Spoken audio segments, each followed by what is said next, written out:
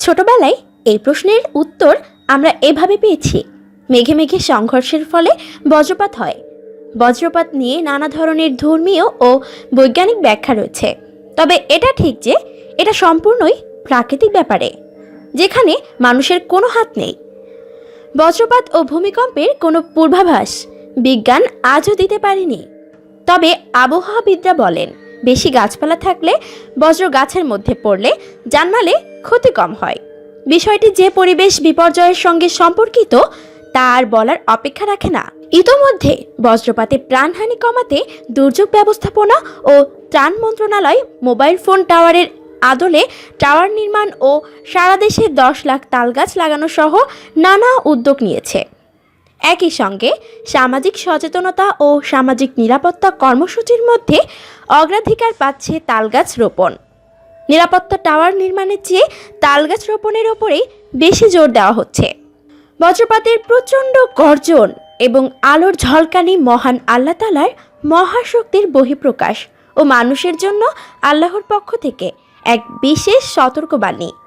তিনি চাইলে এ বজ্রপাতের মাধ্যমে তার অবাধ্য ও সীমালঙ্ঘনকারী বান্দাদের শাস্তি প্রদান করতে পারেন। যদিও আল্লাহ তাআলা সবসময় তার বান্দাদের প্রতি শাস্তিদানের মতো কঠোর আচরণ করেন না, কেননা আল্লাহ তাআলা বান্দার জন্য রহমান, রাহিম, গাফুর ও গাফফার। বজ্রপাতের কারণ কি সে বিষয়ে সুনির্দিষ্টভাবে কিছু বলতে পারেন না কেউ। মেঘ কিভাবে চার্জিত হয়, তাছাড়া বাতাস ও বিদ্যুৎ অপরিবাহী, এসব নিয়ে বিজ্ঞানী মহলে নানা মতভেদ রয়েছে। তাদের মধ্যে সাধারণত উত্তপ্ত ও আর্দ্র আবহাওয়ার কারণে বজ্রপাত বেশি হয়। উত্তপ্ত বায়ু যখন দ্রুত গতিতে ঠান্ডা হয় তখন বজ্র মেঘের সৃষ্টি হয়। এই বজ্র মেঘের ভেতরে বাতাসে দ্রুত গতির আলোড়নের সৃষ্টি হয়। এর ফলে বাতাসের জলীয় বাষ্প একই সময়ে বৃষ্টিকণা, শিশির বিন্দু ও তুষারকণায় পরিণত হয়। বৃষ্টিকণা ও তুষারকণার পারস্পরিক সংঘর্ষের ফলে তুষারের ইলেকট্রন চার্জ ধাক্কা খায়, ফলে স্থির বৈদ্যুতিক চার্জের সৃষ্টি হয়। এই চার্জ সঞ্চিত হয়ে তীব্র শব্দের বজ্রপাত সৃষ্টি হয়। যখন বৈদ্যুতিক স্ফুলিঙ্গ উচ্চ তাপমাত্রা সৃষ্টি করে তখনই তীব্র শব্দের সৃষ্টি হয়।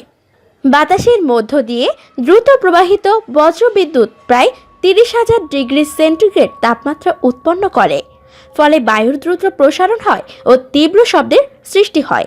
এভাবে বাতাসে ঊর্ধ্বমুখী প্রবাহ যতই দ্রুততর হয়, বজ্রপাত তত বেশি মাত্রায় হয়ে যায়। পজিটিভ ও নেগেটিভ মেঘ থেকে বিদ্যুৎ সঞ্চালনকালে বজ্রের সৃষ্টি হয়। তখন মেঘের ভেতরে থাকা অক্সিজেন ও নাইট্রোজেন গ্যাসের সম্প্রসারণ ঘটে।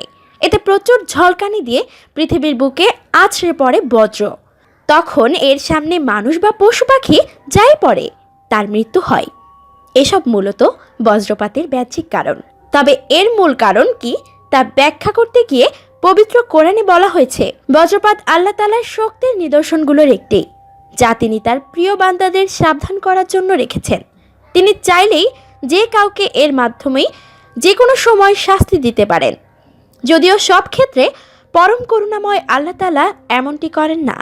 আল্লাহ তাআলা নিজেই পবিত্র কোরআনে ইরশাদ করেছেন, বজ্র তারই তাসবিহ ও হামদ জ্ঞাপন করে এবং তার ভয়ে ফেরেশতাগণও তিনি গর্জমান বিজলি পাঠান, তারপর যার উপর ইচ্ছা একে বিপদরূপে পতিত করেন। আর তাদের অবস্থা এই যে তারা আল্লাহ সম্পর্কেই তর্ক বিতর্ক করছে, অথচ তার শক্তি অতি প্রচণ্ড। আল্লাহ পাক জ্ঞান ও শক্তির দিক থেকে পূর্ণতার অধিকারী। নির্বোধ শ্রবণ শক্তির অধিকারীরা এ মেঘের মধ্যে শুধুই গর্জনই শুনতে পায়, কিন্তু বিচার বুদ্ধি সম্পন্ন সজাগ শ্রবণ শক্তির অধিকারী ব্যক্তিরা মেঘের গর্জনের মধ্যে আল্লাহর অসীম ক্ষমতার নিদর্শন দেখতে পান। আল্লাহর শক্তিমত্তা ও অপার কৌশল দেখে মেঘমালাকে উড়িয়ে নিয়ে যাওয়ার দায়িত্বে থাকা ফেরেশতা সহ অন্যান্য সব ফেরেশতাও তার ভয়ে তাসবিহ পাঠ করে। মানুষের কাজকর্মই বজ্রপাতের মূল কারণ। খোদাদ্রোহিতা, জিনা, ব্যভিচার, পরকীয়া, অন্যায়, অত্যাচার দুনিয়ায় যত বাড়বে ততই দুনিয়ার বুকে বিভিন্ন ধরনের দুর্যোগ বাড়বে। মুষ্টিময় ধর্মদ্রোহী অতি আধুনিক হতে গিয়ে আল্লাহ ও রাসূল সাল্লাল্লাহু আলাইহি ওয়াসাল্লামকে নিয়ে, ধর্মকে নিয়ে কটাক্ষ করে থাকে। উপরোক্ত আয়াতের শেষাংশে অবস্থা এই যে তারা আল্লাহর সম্পর্কেই তর্ক বিতর্ক করছে, অথচ তার শক্তি অতি প্রচণ্ড। আর বর্তমানে যারা আল্লাহ রাসূল ও ধর্মকে নিয়ে কটাক্ষ করে এ ধরনের ব্যক্তিদের দিকেই ইঙ্গিত করা হয়েছে।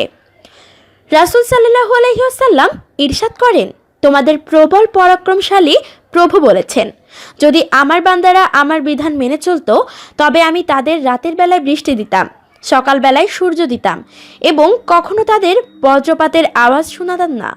অন্যত্র এসেছে রাসূল সাল্লাল্লাহু আলাইহি ওয়াসাল্লাম যখন মেঘের গর্জন শুনতেন তখন কথাবার্তা ছেড়ে দিতেন এবং এই আয়াত পাঠ করতেন, আমি সেই সত্তার পবিত্রতা ঘোষণা করছি যার পবিত্র ঘোষণা করছে মেঘের গর্জন তার প্রশংসার সাথে, আর ফেরেশতাকুল প্রশংসা করে ভয়ের সাথে। বজ্রপাত থেকে রক্ষা পাওয়ার জন্য পবিত্র নবী সাল্লাল্লাহু আলাইহি ওয়াসাল্লাম তার উম্মতের বিভিন্ন দোয়া শিখিয়েছেন। রাসূল সাল্লাল্লাহু আলাইহি ওয়াসাল্লাম যখন বজ্রের শব্দ শুনতেন তখন বলতেন, অন্যত্র এসেছে যে ব্যক্তি বজ্রের আওয়াজ শুনে এ দোয়া পড়বে, সুবহানাল্লাহি ওয়া বিহামদিহি, সে বজ্রে আঘাতপ্রাপ্ত হবে না।